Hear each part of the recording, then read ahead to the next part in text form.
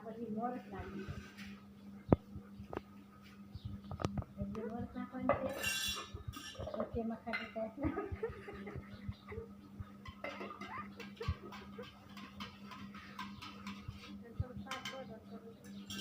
ખાટી છાશ નાખવાની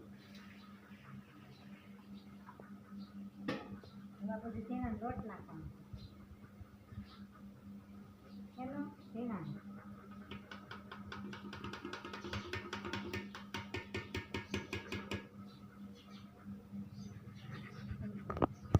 ચોખાનો લોટ નાખવાનો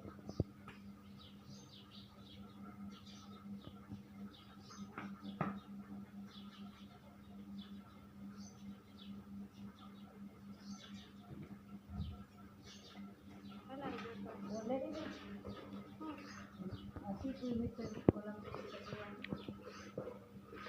એમ હું સીકું અહીંયા લસણ ને એવું ફરીદમાં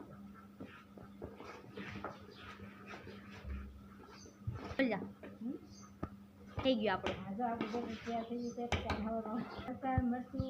ને ધાણા ને આદુ હોય તો આદુ આ બધું નાખી અને હવામાં છે ને ઢોકળીઓ મૂકી દેવાના ખમણ જેવા સરસ મજાના પાછા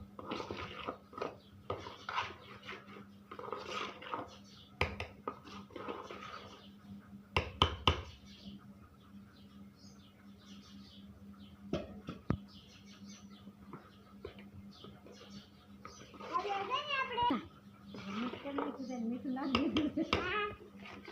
આ રેસીપી આપણે ચાર થઈ ગઈ છે અને આને પછી ઢોકળિયા કુકરમાં મૂકી અને પછી હવે વઘારવાના છે અને પછી હવે નાસ્તામાં સરસ મજાના શાક ને ઢોકળા